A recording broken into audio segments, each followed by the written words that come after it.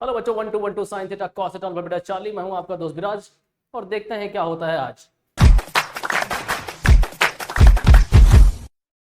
तो फिर से हम लोग एपी का एक नया टॉपिक जो कि सम ऑफ एपी है, मतलब कि एपी की पूरी सीरीज चल रही है, उनको हमें सम करना हो तो उसके लिए क्या करना होगा। ठीक है, तो आओ शुरू करते हैं, समझते हैं।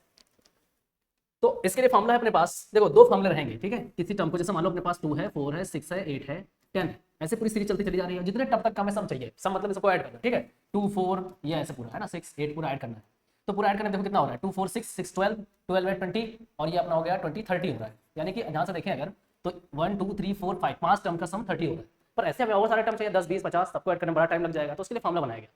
ठीक है, तो एक फॉर्मूला ये है कि आपको फर्स्ट और लास्ट टर्म पता हो तो बड़े आराम से निकल सकता है। तो जैसे मैंने निकाल लिया formula n/2 a plus L. ठीक है, फर्स्ट टर्म एंड लास्ट। तो आपको 5 टर्म तक का सम चाहिए तो यहाँ 5 लिखोगे, यानी 5 लिखोगे। 5 n का वैल्यू 5 हो गया, 5/2 हो गया। और यहाँ पे फर्स्ट टर्म 2 है, 2 ऐड किया, प्लस लास्ट टर्म क्या है अपना 10 है, 10। ठीक है, फर्स्ट को सॉल्व किया तो 5/2 इंटू यहाँ पे हो गया 12, कैंसिल किया तो ये हो गया 6 और 6 5 या 20 30। हाँ देखो सम आ रहा है। ठीक है, यानी 5 टर्म का सम आपका 30 आ रहा है, जो कि आपको देखा था नॉर्मल तरीके से। तो अगर हमें फर्स्ट और लास्ट टर्म पता चल जाए तो हम किसी भी एपी का सम आराम से निकाल सकते हैं। ठीक है, दूसरा फॉर्मूला ये है अपने पास कि फर्स्ट और लास्ट टर्म ना पता हो, फर्स्ट और लास्ट टर्म हमें ना मालूम हो तो क्या करेंगे।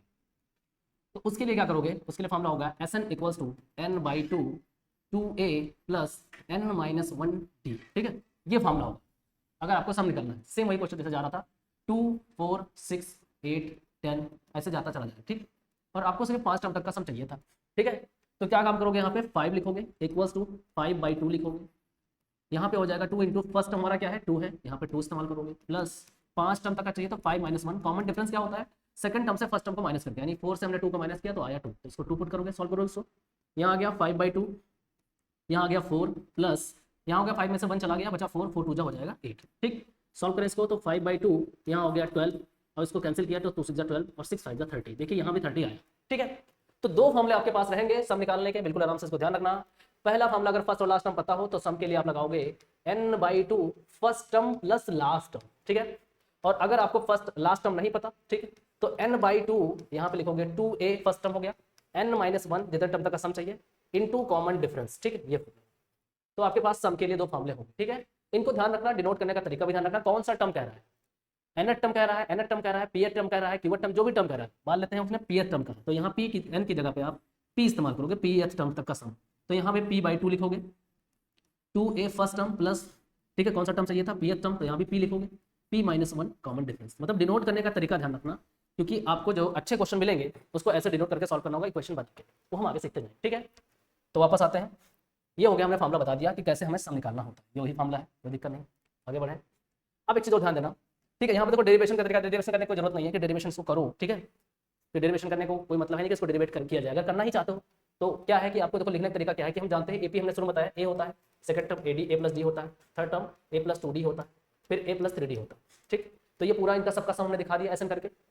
एक इक्वेशन इसको मान लो, इक्वेशन फर्स्ट बोल दो। ठीक, सेकंड अभी हमने फार्मूला बताया कि जो टर्म निकालना होता है फर्स्ट टर्म, उसको हम लिख सकते हैं n-1d, ये फर्स्ट टर्म हो गया सपोज दैट। ठीक, ऐसे आपका सेकंड टर्म जाएगा a प्लस n-2d हो जाएगा, 3d हो जाएगा, मतलब यहाँ पे आप देखें 1 -2 -3 ऐसे होता चला जाएगा। तो ये भी कहीं ना कहीं वही बन रहा है। ठीक, इसको इक्वेशन नंबर सेकंड मान लो।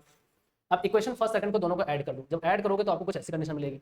इस कंडीशन में आपको साफ साफ यहाँ दिखेगा सॉल्व करने के बाद, पूरा ऐड करने के बाद, कि यहाँ 2a, ठीक है, यहाँ 2a, ठीक है, यहाँ 2a सब जगह 2a 2a बन जाएगा और n-1 बचेगा अलग से भी, तो ये पूरा टर्म बनेगा। ठीक है, और n/2 साइड में है, मतलब वही बेसिकली फार्मूला जो आपका आएगा Sn इक्वल्स टू क्या हो गया था n/2 ब्रैकेट के अंदर 2a प्लस n-1d, यही फार्मूला बनेगा। ठीक, तो डेरिवेशन को कभी आता नहीं है कि डेरिवेशन करना है, फार्मूले को ध्यान रखना है, क्वेश्चन करते हो फार्मूला रख के सॉल्व करना है। ओके, ठीक है, आगे बढ़े। अच्छा ध्यान देना कि एपी में अगर ऐसा क्वेश्चन बोला जाता है कि फर्स्ट 3 टर्म, फर्स्ट 4 टर्म, तो आपको टेंशन नहीं लेना है, तब आपको अपने मन से चूज करना है ये वाली AP, A plus D, A plus 2d, a plus 3d, ऐसे चूज करना है। ठीक, लेकिन उसमें ऐसे बोल दिया कि 3 नंबर्स, कुछ आइडिया, फर्स्ट टर्म नहीं बोला। ठीक है, कि सम ऑफ 3 नंबर ऑफ एपी। ठीक है, उस केस में आपको कौन सी एपी चुननी है, ध्यान से देना कि वहां पे आपको ये 3 एपी चुननी है। पहली चुननी है a - d, फिर a, फिर a प्लस डी, इस बात को ध्यान रखना। ठीक है, क्योंकि इसको जब आप सम करोगे तो सम करने के बाद आपको d और d कैंसिल होगा और ये 3 a के इक्वल मिलेगा। मतलब ये हेल्प करेगा आपको जब कभी क्वेश्चन बोलते हैं when the sum of 3 consecutive term. ठीक है, वो कोई भी टर्म हो सकते हैं एपी के। ठीक है, sum of 3 consecutive term of AP, तो आपको ये 3 टर्म लेने हैं, a प्लस डी, a लेना है, a plus D, a minus D, comma a, comma a plus D, 3 term. अगर बोलता है when the sum of 4 term दे रखा क्वेश्चन में, तो आपको 4 टर्म कौन कौन से लेने हैं, ए माइनस 3d लेना है, ठीक है। उसके बाद आपको ए लेना है, ए माइनस डी लेना है, फिर ए प्लस डी लेना है, उसके बाद ए प्लस 3d लेना है। ये 4 टर्म लोगे। आज अगर किसी क्वेश्चन में बोला हुआ है sum of 4 consecutive term of AP, ठीक है, तो इक्वेशन बनाने के लिए ऐसा करना होगा। 5 टर्म का हैगा, ठीक है, तो आपको ए माइनस डी लेना है, ठीक है, ए डी लेना है, ए लेना है, इसलिए ए माइनस डी होगा, फिर ए प्लस डी लेना है, उसके बाद यहाँ ए प्लस 2d लेना है, ये ए माइनस डी बच्चा, ठीक है। तो सम ऑफ 5 टर्म बोलेगा तो आपको ये 5 टर्म लेने हैं, उनका सम दिखाना है। तो ये ध्यान रखना कि कंसेक्यूटिव टर्म्स बोलता है तो ये वाले टर्म चूज करने हैं आपको, ठीक है, क्लियर है।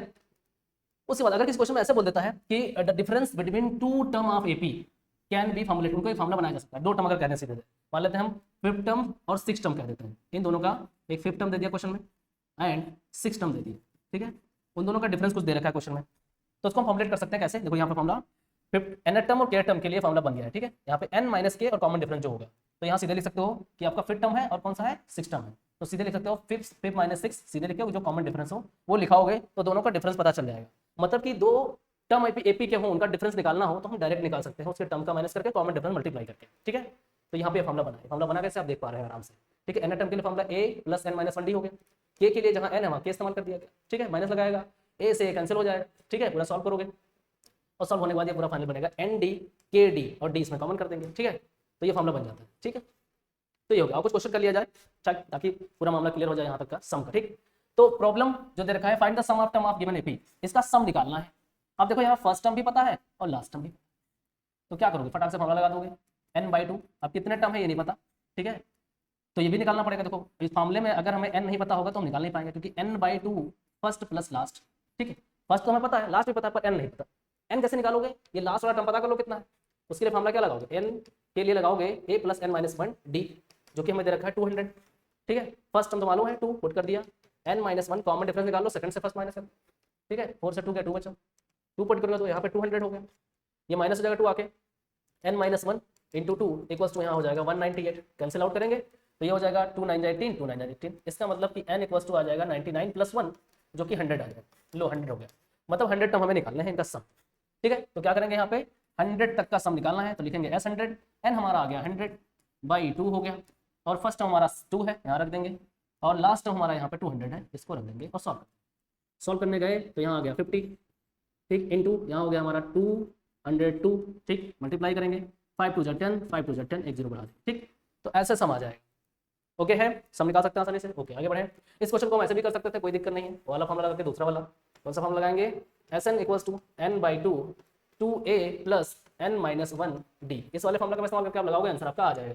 बस यहाँ पास जो है लास्ट टर्म इस्तेमाल नहीं करना होगा, पर n तो निकालना ही पड़ेगा। n निकालो कैसे, n के लिए फॉर्मुला वैसा ध्यान रखो, n माइनस 1d करके लगाओ और आपका n मिल जाए, ठीक। नेक्स्ट क्वेश्चन यहाँ बताना है कि फाइंड नंबर ऑफ टर्म 100 105। अब यहाँ नंबर ऑफ टर्म से बताना है तो लास्ट वाला टर्म पकड़ लो, ठीक है, और उसके लिए फॉर्मुला लगा दो tn a plus n minus 1d, ठीक है, इसमें लगा दो।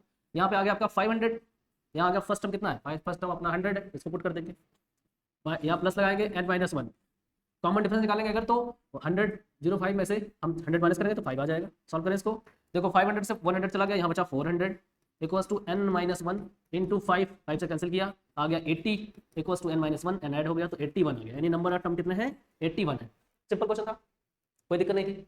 नेक्स्ट क्वेश्चन, अब देखो यहाँ पे आ गया ना सम ऑफ 3 टर्म्स, ऐसे क्वेश्चन जब आएंगे सम ऑफ 3 टर्म्स 4 टर्म्स, उस केस में आप क्या काम करो, कौन से हमें एपी लेना है, उस केस में हमें 3, जैसे यहाँ पे सम ऑफ 3 टर्म्स यानी एपी के 3 टर्म्स हैं, कौन कौन से, एक तो लेना है a माइनस डी, एक लेना है a और एक लेना है a प्लस डी, ठीक। इनका सम दे रखा 33, तो अकॉर्डिंग टू क्वेश्चन जैसा क्वेश्चन कह रहा है वैसे करते जाओ, इनका सम निकालो तो a माइनस डी यहाँ से आपका हो जाएगा a minus D plus a plus D, तीनों का सम हमने दे दिया 33 जो दे रखा है क्वेश्चन के हिसाब से। यहाँ पर डी से डी कैंसिल आउट हो जाएगा तो ये हो जाएगा 3a इक्वल्स टू 33, कैंसिल करेंगे इसको तो a इक्वल्स टू 33 कैंसिल हो गया ना 1, यानी कि 11 आ जाएगा, 3 तो फर्स्ट टर्म आपका आ गया 11 आ गया, ठीक है, इसके हिसाब से।